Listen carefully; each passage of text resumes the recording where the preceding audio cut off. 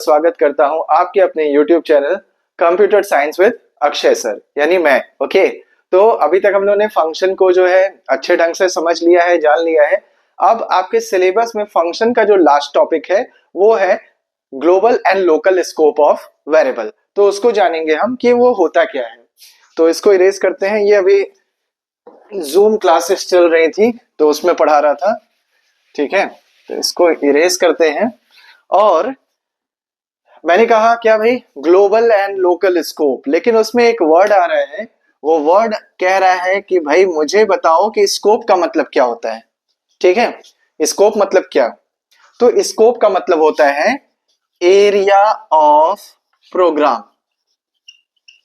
Okay, scope का मतलब हो गया area of programme.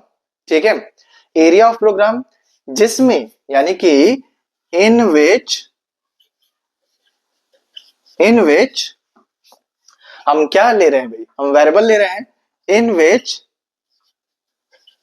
Variable can be used. यहां हम एक और वर्ड ऐड कर सकते हैं, can be created and used. मैं यहां पे कल यूज्ड ही लिख रहा हूं। तो भाई स्कोप का मतलब क्या हो गया कि एक ऐसा एरिया प्रोग्राम का जहां हम वेरिएबल को यूज कर रहे हैं। तो भाई अब आपके दिमाग में क्वेश्चन आएगा कि प्रोग्राम में क्या एरिया बटा हुआ है क्या? हाँ, ऑब्वियस से बटा हुआ है प्रोग्राम में एरिया। ठीक है, तो दो एरिया आपको मिलेगा। पहला एरिया मिलेगा इनसाइड फंक्शन, ओके, और दूसरा एरिया मिलेगा आउटसाइड फंक्शन। ठीक है, थोड़ा सा इंक इसका खत्म हो रहा है। ओके, तो पहला एरिया आपको मिलेगा इनसाइड द फंक्शन, दूसरा मिलेगा आउटसाइड द फंक्शन। दो ही रहेगा। ठीक है, यानी फंक्शन के अंदर जो हम क्रिएट करते हैं या यूज करते हैं, और फंक्शन के बाहर क्रिएट या यूज करते हैं। तो यही आपका कहलाता है स्कोप। ठीक है, होप सो आपको स्कोप तो समझ में आ गया होगा। अब ये भी बहुत इजी है समझना। क्या भाई, इनसाइड द फंक्शन के स्कोप को क्या कहेंगे? Local scope. और आउटसाइड द फंक्शन के स्कोप को क्या कहेंगे? Global scope.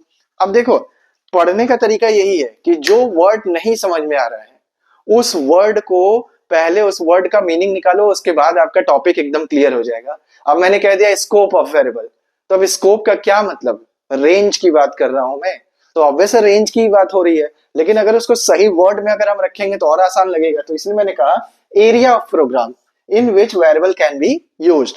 दो एरिया आपको मिलेंगे, एक होगा इनसाइड फंक्शन और एक होगा आउटसाइड फंक्शन। इनसाइड फंक्शन को हम कहेंगे लोकल और आउटसाइड फंक्शन को हम क्या कहेंगे? ग्लोबल।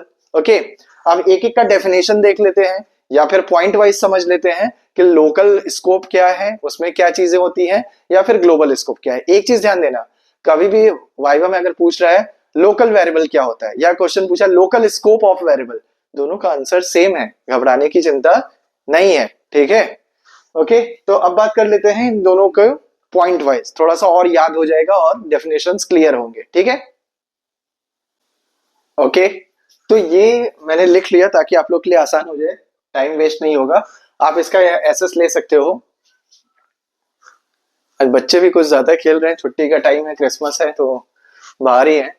ओके, तो पहला पॉइंट ये कहता है कि it must be created inside the function, यानी लोकल जो वेरिएबल है आपका, मैंने वहां लोकल केवल लिखा है, आप वेरिएबल भी देख लीजिए कि वेरिएबल की बात हो रही है।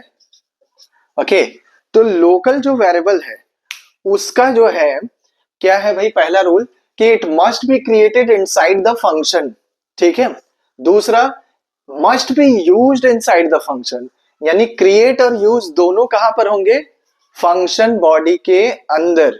ठीक है, फंक्शन के बाहर नहीं, कहीं भी नहीं।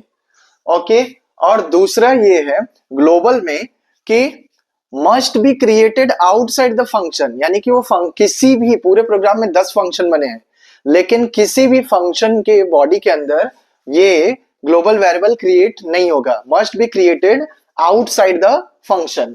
और दूसरा क्या है कि भाई can be used in both areas. यहां पर क्या था? Must B used inside the function, यहां कंपलसरी है, लेकिन यहां पर क्या है कि ग्लोबल है भाई, मैं है ना, मैं अमेरिका हूं, मैं कहीं भी आ जा सकता हूं, पूरे वर्ल्ड में मुझे छूट है। वैसा ही कुछ इसको भी मानो क्या, कि it can be used in both areas, यानी बोथ एरिया मतलब anywhere in the program, within the function body और आउटसाइड द फंक्शन बॉडी, हम इसको यूज कर सकते हैं। लेकिन इसको हम चेंज नहीं कर सकते हैं, है ना। और चेंज अगर हम करना चाहेंगे तो उसके लिए हमें एक कीवर्ड यूज करना पड़ेगा जिसका नाम है ग्लोबल। चेंज कहां नहीं कर सकते हैं, मैं कह रहा हूं, एक मिनट, अरे वो बच्चे हैं वो शोर करते तो आसपास के लोगों को भी दिक्कत होता है। ठंडी में पता नहीं कैसे इतना जोश आ जा रहा है, लेकिन क्या कहें, हम लोग का भी एक जोश था, है ना। पतंग उड़ाने का टाइम रहता था तो इस टाइम ठंडी गर्मी कुछ महसूस नहीं होता था। बाहर क्रिकेट खेलना है तो भी ठंडी गर्मी महसूस नहीं होती है। आज भी अभी अगर क्रिकेट खेलना रहे तो ठंडी गर्मी महसूस नहीं होगी, हम लोग बाहर निकल जाएंगे। तो वैसे ही ये बच्चे भी हैं। ओके, तो भाई कहाँ पे थे हम लोग, हाँ, कि कहाँ पे यूज कर सकते हैं, मतलब कहाँ पे चेंज नहीं कर सकते हैं। तो वही with in the function body हम ग्लोबल वेरिएबल की वैल्यू को चेंज नहीं कर सकते, लेकिन एक तरीका है, वो है ग्लोबल कीवर्ड को यूज करके हम चेंज कर सकते हैं। लेकिन इसके लिए कोई तरीका नहीं है। Must be created inside the function and must be used inside the function, ये बाहर नहीं जाएगा। ओके, तो होप सो इसका एसेस आपने ले लिया होगा। ठीक है, अब कुछ एग्जांपल्स देख लेते हैं लोकल एंड ग्लोबल के। इसको इरेज करते हैं। पहले से लिख लेने से मैं वीडियो पॉज करके लिख लेता हूं ताकि वो ज्यादा लेंदी ना हो और मेरा इंटरनेट ज्यादा खर्च ना हो। ठीक है, अब लिखने को तो मैं सामने भी बैठ के लिखते रहूं तो टाइम टेकन होगा। ओके, अब एग्जांपल हमेशा की तरह एक एग्जांपल हम लोग लेते हैं, वो क्या है, डेफ एड। ओके, छोटा छोटा एग्जांपल लेने से चीजें जल्दी समझ में आती हैं। Okay, a equal to 10 print a, और यहां मैंने कॉल कर दिया। ओके, तो अब क्या है भाई, दोनों रूल्स सेटिस्फाइड हो रहे हैं या नहीं ये देखना है। दोनों रूल्स सेटिस्फाइड हो रहे हैं या नहीं। पहला रूल क्या था, must be created inside the function body, and second must be used. तो भाई यूज भी किया गया और क्या भाई क्रिएट भी किया गया, दोनों चीजें। लेकिन अगर क्या मैं यहां पर प्रिंट ए लिख दूं तो क्या आएगा भाई, ऑब्वियस है, रूल नंबर 2 कहता है कि must be used inside the function body. यहां पर एरर आ जाएगा। क्या एरर आएगा, ए इज नॉट डिफाइंड, मतलब ए जो है वो डिफाइंड नहीं है, सिंपल सा है, और कुछ बड़ा एरर नहीं आएगा। ए इज नॉट डिफाइंड क्योंकि ए कहां था, लोकल वेरिएबल है, लोकल वेरिएबल को मैंने फंक्शन के बाहर यूज किया तो भाई इंटरप्रेटर को मिला ही नहीं, अरे भैया ये ए कहाँ यूज है, भाई ये इसका क्या दिमाग खराब हो गया। वो वैसे ही करेगा और एरर दे देगा, ए इज नॉट डिफाइंड। अब आते हैं दूसरा, किस पे, ग्लोबल पे। ठीक है, ग्लोबल पे आते हैं। अब ग्लोबल में अगर हम आएंगे तो इसको हम यहां से हटा देते हैं। ठीक है, और यहां पर सिंपल सा हम लिख देते हैं क्या भाई, खुल जा सिमसिम, ए इक्वल टू 10। अब देखो दोनों रूल सेटिस्फाइड हो रहे हैं या नहीं हो रहे हैं, ये बताओ भाई बच्चा पार्टी। रूल नंबर 1 क्या कहता है, रूल नंबर 1 ये कहता है ग्लोबल का कि must be created outside the function, must be created outside the function. Line number 1 ये एग्जीक्यूट होगा ना कि ये एग्जीक्यूट होगा, ये तभी एग्जीक्यूट होता है जब फंक्शन कॉल होता है। तो रूल नंबर 1 क्या था, must be created outside the function है। Rule number 2 can be used inside the function body and outside, यानी इन बोथ एरियाज या एनीवेयर इन द प्रोग्राम। तो एनीवेयर इन द प्रोग्राम हो रहा है, इसका आउटपुट क्या आ जाएगा, इसका आउटपुट आएगा 10 10, सिंपल सा। ठीक है, क्यों, क्योंकि global variable can be used in both areas, कोई इसमें प्रॉब्लम नहीं है। लेकिन अब आते हैं कि क्या हम चेंज कर सकते हैं, और एक सवाल मैं आखिरी में देके जाऊंगा जो कि आप उसमें कमेंट सेक्शन में बताइएगा, मैं उसका रिप्लाई भी दे दूंगा अगर आंसर सही हुआ तो भी, और आंसर गलत हुआ तो सही रिप्लाई दे दूंगा करेक्ट आंसर के साथ। ओके, क्या अब कैसे चेंज कर सकते हैं, मैं जो बेसिक चीजें जो होती हैं वाइवा में जो पूछा जाता है उस पे बात करते हैं। ठीक है, वाइवा में जनरली ये पूछा जाएगा, अच्छा आप कह रहे हो कि can be used in both areas, तो क्या हम फंक्शन बॉडी के अंदर उसकी वैल्यू चेंज कर सकते हैं। तो भाई हाँ कर सकते हैं, लेकिन यूजिंग ग्लोबल, ठीक है, यूजिंग ग्लोबल कीवर्ड।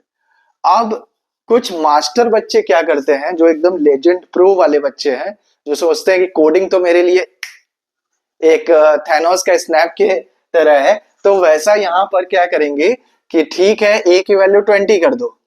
अब यहां पे क्या होगा भाई, यहां पर होगा चेंज। भाई मैं ऑप्शन दे दे रहा हूं आपको, यहां पर एक चीज होगा कि no change, as it is 10 आ जाएगा, या फिर दूसरा होगा एरर, ठीक है। तीसरा जो होगा चेंज हो जाएगा, 20 और 10 आ जाएगा, तो उसकी संभावना यहां पर एकदम नहीं है। तीसरे पॉइंट की संभावना क्यों नहीं है, क्योंकि यहां सिंटेक्स ही रॉन्ग है ना। हमेशा जब भी ग्लोबल कीवर्ड यूज करें तो ये ध्यान दें कि उसी के साथ हमें इक्वल टू लगाकर नहीं करना है। ये थोड़ा सा जावा और सी या सी प्लस प्लस का कॉन्सेप्ट है, सॉरी उसको रहने देते हैं उधर से, आप यही पाइथन पे ही रहो, ठीक है।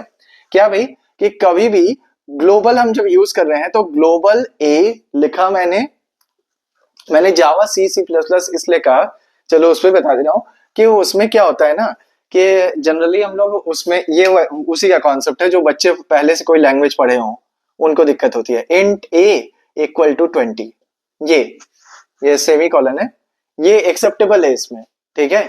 तो वही चीज यहाँ पे भी दिख रही है कि ग्लोबल ए इक्वल टू 20 लिख दिया, तो जो बच्चे सी या फिर कोई और लैंग्वेज पढ़े तो समझ में आता है, लेकिन जो बच्चे केवल पाइथन पढ़े वो ये गलती नहीं करेंगे, कैसे कर सकते हैं, ठीक है। तो उसके लिए क्या होता है कि आपको पहले ग्लोबल ए लिखना है, इसको इरेज कर देते हैं, ग्लोबल ए लिखना है, और उसके बाद नीचे वैल्यू देनी है 20 और फिर देना है प्रिंट ए। तो अब जब यहां से, ये थोड़ा सा डार्क कर दे, यहां से जब कॉल होगा तो ऑब्वियस है, फिर तुम लोग बोलोगे सर प्रिंट की एक तो सब मेरे पीछे पड़े रहते हैं, अभी चिल्ला रहे हो इस पे, प्रिंट की स्पेलिंग है ना, ठीक है।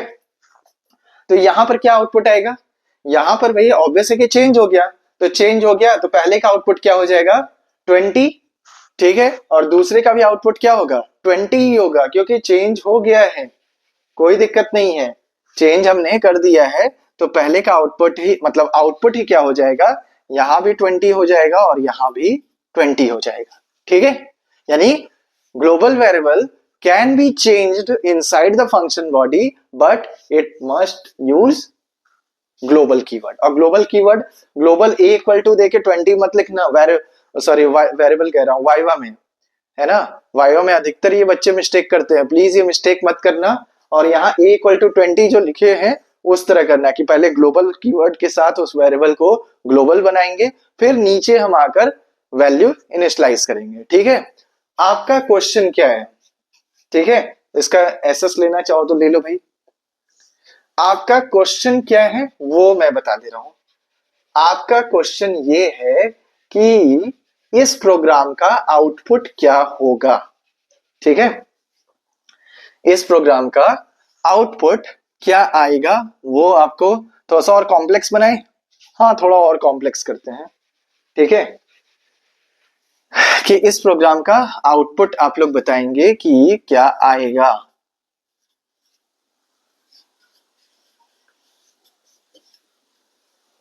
प्रिंट ए, अब यहां पर मैंने लिखा a equal to 10, print A, call किया एंड, ओके, प्रिंट है, और फिर मैंने लिखा प्रिंट ए, ठीक है। 3 आउटपुट आएंगे, ये तो दिख रहा है। तो आप लोग इस प्रोग्राम का आंसर जो है मुझे कमेंट सेक्शन में लिख के देंगे, ठीक है, कि इसका आउटपुट क्या आएगा। ओके, बहुत इजी है ये भी। तो ये था आपका ओवरऑल फंक्शन जो आपके सिलेबस में था, फंक्शन के टाइप्स, फिर क्या था, हाँ पैरामीटर, आर्गुमेंट्स एंड पैरामीटर, फिर पैरामीटर्स के टाइप्स, फिर use of return keyword, and last is global and local scope of variable, ठीक है। होप सो आपको सारा वीडियो समझ में आया होगा, अच्छे ढंग से समझ में आया होगा, कोई इसमें दिक्कत नहीं हुई होगी, ठीक है। अब इसके बाद मैंने सोचा था कि कुछ और टॉपिक स्टार्ट करेंगे, बट या तो मुझे कमेंट पे या मेरे इंस्टा हैंडल पे आप आज मुझे बता दीजिएगा कि कौन सा जो है आपको अब नेक्स्ट टॉपिक चाहिए पढ़ने के लिए, या तो फिर मैं एसक्यूएल को स्टार्ट करता हूं। अगर एग्री है तो एसक्यूएल लिख दीजिएगा कमेंट में। Okay, thank you so much, बहुत अच्छा आप लोगों ने मुझे सपोर्ट दिया। ऐसे ही